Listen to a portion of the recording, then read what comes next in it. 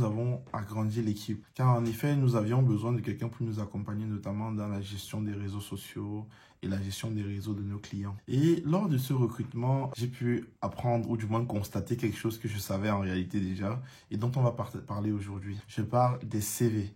Car en effet, il y a des gens que je n'ai même pas pu retenir, non pas parce qu'ils n'avaient pas la compétence ou quoi que ce soit, mais parce qu'ils ne m'ont même pas permis de regarder leur CV pendant plus d'une seconde. Aujourd'hui, on va donc parler des 5 erreurs à ne pas commettre sur un CV. Mais avant de parler de tout cela, générique.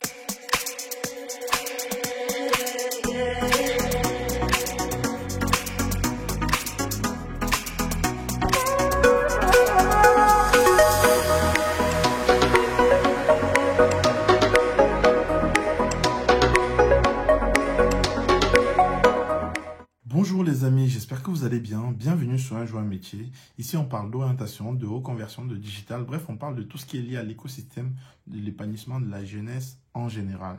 Alors, comme vous avez pu voir en tout début de présentation, aujourd'hui, on va parler des 5 erreurs à ne pas commettre sur un CV. Alors, pensez bien à vous abonner, à activer la cloche de notification et surtout à partager la vidéo avec vos amis car nul n'est épargné d'erreurs sur son CV, notamment quand on est sur le marché de l'emploi. Alors, la première erreur va être tout simplement ces personnes-là qui parlent trop d'elles. En effet, l'idée sur un CV, c'est de mettre en valeur vos compétences, vos soft skills, vos hard skills, mais surtout les éléments qui vont permettre à une entreprise de mieux se projeter avec vous. C'est de parler de vous, certes, mais par rapport à l'entreprise. Il y a des gens qui vont faire de leur CV un storytelling. Ils vont parler que d'eux.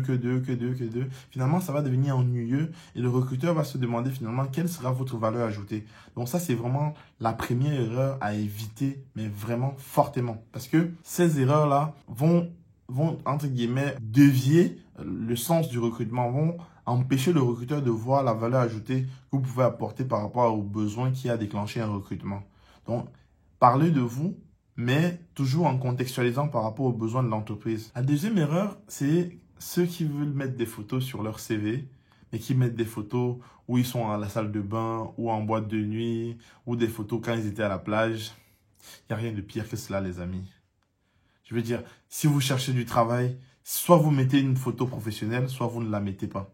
De préférence, quand vous voulez mettre une photo, allez au studio, payez, faites-vous prendre une photo professionnelle. Je dis bien professionnelle, j'insiste sur le mot. Et on est aujourd'hui en 2022. Le digital fait partie intégrante du processus de recrutement. Aujourd'hui, 10 entreprises sur 9, je dis bien 10 entreprises sur 9 vont aller regarder vos réseaux sociaux avant de vous recruter.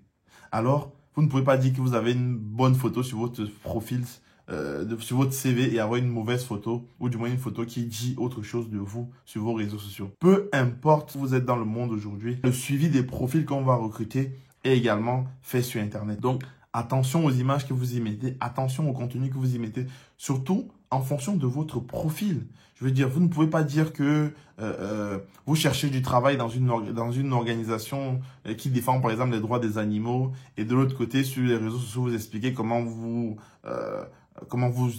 je sais pas, vous jouez avec des animaux et je ne sais trop quoi. C'était vraiment un exemple, mais pour revenir dans le contexte, faites vraiment gaffe à ce que votre profil, que ce soit sur les réseaux sociaux ou même sur votre CV, ressemble exactement à la personnalité que vous voulez refléter et surtout à l'image que vous voulez que l'on ait de vous. Car toutes les entreprises vont regarder cela. Donc, pour revenir à la photo, soit vous ne la mettez pas, soit vous mettez une photo, mais assurez-vous que cette photo viendra apporter un plus à votre candidature et non l'inverse. C'est ultra important. Autre chose qu'on retrouve partout, un peu plus sur les lettres de motivation, mais également sur les CV, ce sont les fautes d'orthographe. J'ai dit bien des fautes d'orthographe. Ça, il n'y a rien de pire pour un recruteur quand il va se piquer le nez comme ça sur des mots inventés ou des accords qui sont mal faits. Alors, attention, je ne suis pas en train de dire que la langue que vous allez utiliser pour faire votre CV, le recruteur lui-même est parfait dessus ou quoi que ce soit. Non, je ne vous demande pas d'être parfait en langue. Ce que je vous demande, c'est de le faire relire. D'utiliser des logiciels de correction. Il y a aujourd'hui énormément d'outils en ligne qui vous permettent de bien écrire, de corriger, ne serait-ce que de passer un premier tamis. Ensuite, faites-le relire par des personnes. Pourquoi pas? Vous n'avez pas autour de vous des RH. Allez même sur des outils comme LinkedIn, ne serait-ce que donner aux RH pour qu'ils fassent un checking. C'est important. Évitez au maximum les fautes. Évitez au maximum parce que Même si vous êtes ultra compétent dans votre domaine, si votre CV ou votre lettre de motivation est bourrée de fautes, on ne prendra même pas le temps de le lire. On ne prendra même pas le temps d'essayer de savoir la valeur ajoutée que vous êtes capable d'apporter. Car on va se rendre compte que même si vous avez de la valeur ajoutée, vous l'apportez mal. Et ça va être en défaveur sur votre profil. Donc, pensez véritablement soit à utiliser les logiciels en ligne, soit à demander aux personnes de vous relire, ou alors utiliser les deux pour maximiser les chances d'avoir le moins de fautes possible. Quatrième erreur à éviter absolument, c'est de ne pas mentir sur son expérience. S'il y a un truc que le monde du travail m'a appris, c'est que si vous mentez sur votre expérience, ça finira par se savoir. Il y a deux volets. Le premier volet, c'est que vous ayez menti sur votre expérience. C'est très bien. On vous a recruté, on vous a donné le salaire mirobolant qui va avec les qualifications que vous avez prétendu avoir. C'est très bien. Et vous arrivez au bout de 3 semaines ou au bout d'un mois, on vous dit que le contrat est terminé parce que en fait vous avez menti. Et vous avez perdu en crédibilité, en temps, en image, vous avez tout perdu dans tous les sens du terme. Et ça se propage comme de la poudre. Ça, c'est le premier aspect. Le deuxième aspect, c'est que non seulement vous avez menti, mais lors de l'entretien, on se rend compte rapidement que vous avez raconté du n'importe quoi, clairement, parce que vous allez faire le premier entretien avec le RH. Vu qu'il ne s'y connaît pas en métier, ça va se passer très bien. Ensuite, lors du second entretien, qui sera cette fois-ci peut-être avec votre futur manager ou votre futur N+1, il va vous poser des questions beaucoup plus techniques, beaucoup plus approfondies dans vos futures missions. Il va très vite se rendre compte que, en fait, vous avez dit des choses, mais qui ne sont pas vraies, qui sont absolument fausses. Et il y a également un autre aspect, c'est que les entreprises communiquent entre elles. Quand une entreprise reçoit le CV d'une personne, la première chose qu'elle fait, c'est regarder les expériences, où est-ce que vous avez passé ces expériences. Et dans la plupart des cas, la RH va appeler pour poser la question, comment est-ce qu'était cette personne? Juridiquement, entre guillemets, les entreprises n'ont pas théoriquement le droit. Mais les entreprises le font, puisque c'est également un gage de protection pour elles. C'est important, elles le font carrément. Donc, si vous mentez, un coup de fil peut vous discréditer en un temps record. Ou alors faire un mois et après subir quand même un licenciement. Je pense que c'est une mauvaise chose dans les deux cas. Vaut mieux dire qu'on est junior, qu'on est encore en cours d'apprentissage, accepter même un salaire sous condition de compétence en disant que voilà, moi je suis junior, mais je propose que dans 6 mois on revoie mon salaire, on voit mon évolution et on adapte mon salaire entre guillemets. Là, ça paraîtra beaucoup plus pertinent et beaucoup plus valorisant car vous montrez que vous avez envie d'apprendre, vous montrez que votre marge de progression sera plus importante et ça met en confiance le recruteur plutôt que de dire des choses que vous n'avez jamais faites et que l'on se rende compte au bout de quelques minutes qu'en fait, vous n'avez raconté que du n'importe quoi. En dernier, le visuel du CV. En dernier, j'ai dit bien le visuel. Moi, c'est l'un des éléments personnellement qui compte le plus pour moi. Il est vrai qu'il m'arrive encore de chercher du travail parce que pour divers types de besoins.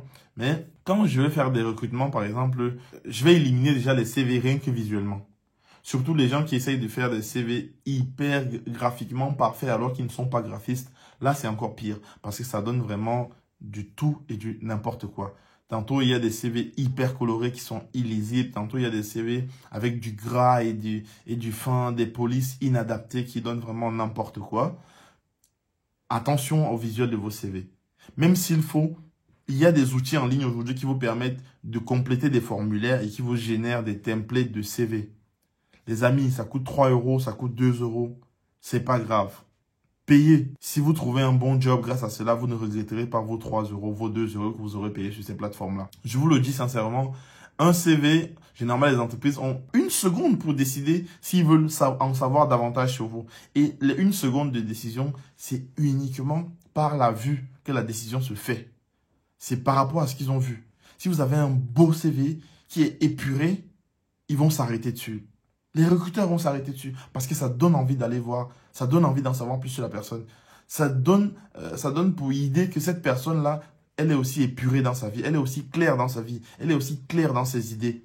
Parce que son CV reflète cela. Ce sont des éléments qui sont très importants et c'est le premier facteur qui retient l'attention. Travaillez vraiment dessus, c'est très très très important. Si vous n'êtes pas graphiste, c'est pas grave. Si vous avez un ami graphiste, payez un ami graphiste. Il y a des outils comme Canva, si vous ne voulez pas payer 3 € sur Internet. Il y a des outils comme Canva qui vont très bien, qui vous permettent d'avoir des bases très jolies, très solides, très propres, qui vous permettent déjà d'avoir un joli CV. N'hésitez pas. Il y a des templates gratuits sur Internet. Il y a même des générateurs de CV sur Excel qui sont pas mal ou même sur Word. Allez regarder. Mais juste des tableaux Word, surtout en 3 pages, non, clairement, laissez tomber. N'allez pas ne prenez pas cet itinéraire-là, autant pour moi. C'est pas l'idéal. Vraiment, travaillez le visuel de votre CV, car c'est le premier élément qui retient l'attention. En dernier, bonus. Le bonus, c'est essentiellement pour des développeurs, pour des personnes qui travaillent dans l'écosystème du digital. Des développeurs, ça peut être des graphistes. Si par exemple, vous êtes graphiste et que vous voulez faire votre CV, faites une illustration graphique.